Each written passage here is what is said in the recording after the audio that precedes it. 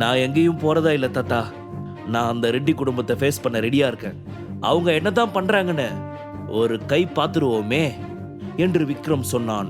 அவன் சொன்னதை கேட்ட செல்வா அதிர்ச்சி அடைந்தார். விக்ரம் தம்பி, என்ன பேசுறீங்க?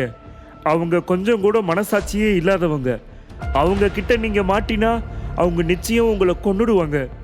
நீங்க நினைக்கிற மாதிரி அந்த குடும்பத்தை எதிர்க்கிறது அவ்வளவு சாதாரணமான விஷயம் இல்லை.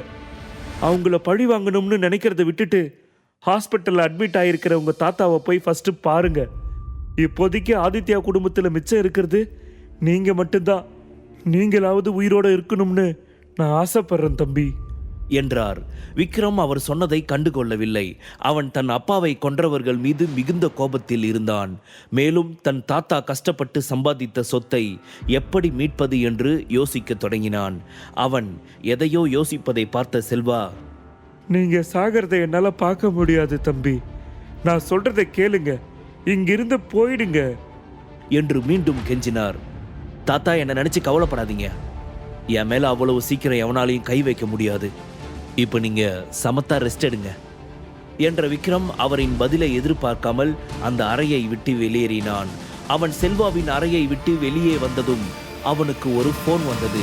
ராக்கெட் ராஜா தான் போன் செய்திருந்தான். அவன் போனை எடுத்ததும், ஹலோ விக்ரம் சார், இன்னைக்கு ஆதித்யா கூட உங்களுக்கு மீட்டிங் இருக்கு, மறந்துட்டீங்களா? இன்னும் நீங்க வரலையே என்று ராக்கெட் ராஜா சொன்னான். கவலைப்படாத, நான் சீக்கிரம் வரேன் என்று விக்ரம் போனை கட் செய்தான். நடந்த கலவரத்தில் இதை சுத்தமாக மறந்து போயிட்டோமே என்று நினைத்த விக்ரம் உடனடியாக சிட்டி அவுட்டரில் இருந்த கிரீன்லேண்ட் ஹோட்டலுக்கு புறப்பட்டான். அதே நேரம் கிரீன்லேண்ட் ஹோட்டலில் ஆதித்யா ராய் மற்றும் ராக்கெட் ராஜா இருவரும் எதிரெதிரே அமர்ந்திருந்தனர். ஏய், என்ன நக்கலா? என்னை வச்சு நீ எதையும் கணக்கு போடாத. எனக்கு மேலே ஒருத்தர் இருக்காரு, என் அண்ணன். அவர் மட்டும் இங்கே வந்தாருன்னு வச்சுக்கோயேன், இன்னைக்கு உன் சாவு கன்ஃபார்ம் என்று ராக்கெட் ராஜா கர்வத்துடன் சொன்னான். அவன் சொன்னதை கேட்ட ஆதித்யா கோபம் அடைந்தான். யாருடா நீ சொல்ற அண்ணன்? உன்னை விட பெரியவனா? எங்க அவனை வர சொல்லு பார்க்கலாம். அவன் என்னத்தை வந்து கிழிக்கிறான்னு நானும் பார்க்குறேன் என்று ஆதித்யா நக்கலாக சொன்னான். எங்க அண்ணன் எப்போ வருவாரு, எப்படி வருவாரு எல்லாம் சொல்ல முடியாது. ஆனா வர வேண்டிய நேரத்துக்கு கரெக்டா வருவாரு. ஆனா அவர் மட்டும் இங்க வந்தாருன்னு வச்சுக்கோயேன், உங்க ஒட்டுமொத்த ஆட்டமும் க்ளோஸ் ஆகிடும் என்று ராக்கெட் ராஜா திமிராக சொன்னான். அவன் பேர் என்ன என்று ஆதித்யா கேட்டான். அவரோட பேரு விக்ரம். அப்போதுதான் ஆதித்யாவிற்கு ஒரு விஷயம் ஞாபகத்திற்கு வந்தது. ஏய், நீ சொன்னியே அந்த விக்ரம், அவன் புருஷோத்தமன் குடும்பத்தோட மருமகன் தானே? ஆட, அந்த யூஸ்லெஸ் ஃபெலோவை பத்தியா நீ இப்படி புகழ்ந்து தள்ளுற? அவனை போய் உனக்கு அண்ணன்னு சொல்றியே, உனக்கு வெக்கமா இல்லை என்று ஆதித்யா கேட்டான். உன்ன மாதிரி நிறைய பேர் என் அண்ணனை இன்சல்ட் பண்ணியிருக்காங்க. ஆனா இன்னைக்கு அவனுங்க எல்லாம் அவரோட காலடியில் கிடக்குறாங்க. சில பேர் இந்த பூமியிலேயே இல்லை என்று ராக்கெட் ராஜா சொன்னான். இன்ட்ரெஸ்டிங். அப்படின்னா உன்னோட அந்த விக்ரம் அண்ணனுக்கு ஃபோன் பண்ணி வர சொல்லு, நானும் அவனை பார்க்க ரொம்ப ஆர்வமா இருக்கேன் என்று சொன்ன ஆதித்யாவின் உதடுகளில் வஞ்சக புன்னகை தோன்றியது. சரியாக அதே நேரம் அவர்களுக்கு மேலே இருந்து ஏதோ ஒரு சத்தம் கேட்டது. அனைவரும் நிமிர்ந்து பார்த்தனர். அப்போது அங்கு ஒரு ஹெலிகாப்டர் வந்தது. அங்கிருந்த அனைவரும் தங்கள் கண்களை சுருக்கி ஹெலிகாப்டரை பார்த்து கொண்டிருந்த போது விக்ரம் சிகரெட் பிடித்தபடி ஹெலிகாப்டரின் கதவை திறந்தான். மிஸ்டர் விக்ரம், ஹெலிகாப்டர் இறங்க 3 நிமிஷம் ஆகும் என்று பைலட் சொன்னார். அதை கேட்ட விக்ரம், அவ்வளவு நேரம் என்னால் வெயிட் பண்ண முடியாது என்றவன் ஹெலிகாப்டரில் இருந்து கீழே குதித்தான். இதை கீழே இருந்த அனைவரும் வாயை பிளந்து கொண்டு பார்த்தனர். ஹெலிகாப்டருக்கும் அந்த கட்டிடத்திற்கும் கிட்டத்தட்ட 100 அடி தொலைவு இருந்தது. ஒருவர் இவ்வளவு உயரத்தில் இருந்து கீழே குதித்தால் மரணம் நிச்சயம். விக்ரம் செய்கையை பார்த்து ராக்கெட் ராஜா, ஆதித்யா உட்பட அங்கிருந்த அனைவரும் அதிர்ச்சி அடைந்தனர். ஆனால் அசால்ட்டாக கீழே குதித்த விக்ரம் தரையில் நேராக நின்றான். அவன் கால்கள் கூட தள்ளாடவில்லை. பின்னர் அவன் ராக்கெட் ராஜாவை நோக்கி செல்லத் தொடங்கினான். ஆதித்யா தன் கண்களை அகல விரித்து விக்ரமை தலை முதல் கால் வரை பார்த்தான். அதிர்ச்சியில் இருந்து வெளிவந்த ராக்கெட் ராஜா வேகமாக ஓடி வந்து அவனை அணைத்து கொண்டான். இவன் தான் நீ சொன்ன விக்ரமா, உன் அண்ணனா என்று ஆதித்யா தட்டு தடுமாறியபடி கேட்டான்.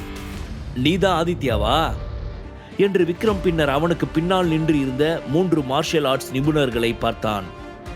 இவங்க 3 பேர் கூட தான் நான் சண்டை போடணுமா என்று கேட்டான். அவனை பார்த்து சிரித்த ஆதித்யா, அட பரவாயில்லையே, ரொம்ப தைரியசாலி தான். 3 பேரையும் ஒரே நேரத்தில் ஃபேஸ் பண்ண ரெடியா இருக்கியே. ஆனா இவங்கள ஜெயிக்க முடியும்னு உனக்கு தோணுதா என்றான். அப்படிப்பட்டவர்களை விக்ரம் ஒரே அடியில் எழ விடாமல் செய்தான். ஏய், இங்கே பாரு, இந்த தில்லால் அங்கடி வேலையெல்லாம் என்கிட்ட செல்லுபடியாகாது. நீ என்ன பண்ணாலும் உன்னால என்ன ஜெயிக்க முடியாது. நீ இனி செத்த பாம்பு தான், அங்க பாரு என்று ஆதித்யா தனது தலையை உயர்த்தி எதிரே இருந்த கட்டிடத்தை நோக்கி சைகை செய்தான். அப்போது சட்டென்று விக்ரமின் மீது சிவப்பு வெளிச்சம் விழுந்தது. அதை பார்த்து முகம் சுளித்த விக்ரம் வெளிச்சம் வந்த இடத்தை பார்த்தான். துப்பாக்கியை வைத்துக்கொண்டு ஒருவன் அங்கு நின்று இருந்தான். என்ன, எப்படி என் பிளான்? அவனை ஆஸ்திரேலியாவில் இருந்து லட்சக்கணக்கில் காசு கொடுத்து கூட்டிட்டு வந்திருக்கேன். துப்பாக்கி சுடுறதுல அவனை யாராலையும் தோற்கடிக்கவே முடியாது. நீ ஒரு அடி எடுத்து வச்சா கூட உன் தலை செதறிடும் என்று ஆதித்யா சொன்னான். அப்போது ஒரு தோட்டா பலத்த சத்தத்துடன் தரையில் மோதியது. புல்லட் விழுந்த இடத்தில் ஓட்டையே விழுந்து விட்டது. ஆனாலும் அது விக்ரமை தாக்கவில்லை. என்ன இது, எப்படி அவனோட குறி தப்புச்சு? ஒருவேளை இவனுங்க என் ஆளுக்கு பணம் கொடுத்து இவனுங்க ஆளா மாத்திருப்பானுங்களோ என்று ஆதித்யா தலையை பிடித்து கொண்டு யோசித்தான். அவனுக்கு பைத்தியம் பிடிப்பது போல இருந்தது. அப்போது தனது வலது பக்கம் இருந்த கட்டிடத்தை கூலாக பார்த்த விக்ரம் பின்னர் ராக்கெட் ராஜாவிடம் இருந்த சூட்கேஸில் இருந்து துப்பாக்கியை எடுத்து அந்த கட்டிடத்தை நோக்கி 3 முறை சுட்டான். அடுத்த கணம் அந்த கட்டிடத்தின் மேலிருந்து ஒருவன் பொம்மை போல கீழே விழுந்தான். அவன் செத்துவிட்டானா உயிர் பிழைத்தானா என்று யாருக்கும் தெரியவில்லை. பின்னர் விக்ரம் சிரித்தபடி ஆதித்யாவை பார்த்தான். அவன் முகம் பயத்தில் வெளிரி இருந்தது. ப்ளீஸ் என்னை கொன்னுடாத. உனக்கு எவ்வளவு பணம் வேணுமோ சொல்லு, நான் கொடுத்துட்றேன். இனி நான் உன் கிட்ட கூட வரமாட்டேன். ஏன், இந்த நாட்டிலேயே இருக்க மாட்டேன். உடனே இங்கிருந்து போயிடுறேன். என்னை மட்டும் விட்டுடு என்று ஆதித்யா விக்ரமிடம் கெஞ்சினான். அவன் சொன்னதை கண்டு கொள்ளாமல் மின்னல் வேகத்தில் ஆதித்யாவின் அருகில் வந்த விக்ரம் அவன் கழுத்தை திருப்பி உடைத்தான்.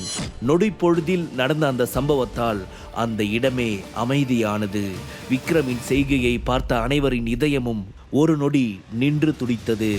முதலில் அதிர்ச்சியில் இருந்து தன்னிலைக்கு திரும்பிய ராக்கெட் ராஜா, விக்ரம் சார், என்ன பண்றீங்க? இது ராய் குடும்பத்துக்கு சொந்தமான ஹோட்டல். அதனால இந்த பிரச்சனையை வெளியில தெரியாம மறைக்க முடியாது. இந்த ஆதித்யா செத்துட்டான்னா ராய் குடும்பம் உங்களை பழி வாங்காம விட மாட்டாங்க என்றான். ராக்கெட் ராஜா, இப்ப எதுக்காக இப்படி பதற? நான் உன்னை எவ்வளோ உயரத்துல வைக்கணும்னு நினைக்கிறேன். நீ இப்படி பயந்து சாகறியே. இப்ப மட்டும் இந்த ஆதித்யா சாகலனா ஒட்டுமொத்த ஸ்டேட்டையும் எப்படி உன்னால கண்ட்ரோல் பண்ண முடியும்? இங்க பாரு, நான் உன்னை ரொம்ப பவர்ஃபுல்லான ஆளா மாத்தணும்னு நினைக்கிறேன். ராய் குடும்பத்தாலலாம் என்னை ஒன்றும் பண்ண முடியாது. அவங்க என்னை பழி வாங்கணும்னு நினைச்சாலே நான் அவங்க ஒட்டுமொத்த குடும்பத்தையும் காலி பண்ணிடுவேன். டோன்ட் வரி என்று விக்ரம் சொன்னான். முழு கதையையும் கேட்டு மகிழ பாக்கெட் FM ஆப்பை டவுன்லோட் செய்யுங்கள்.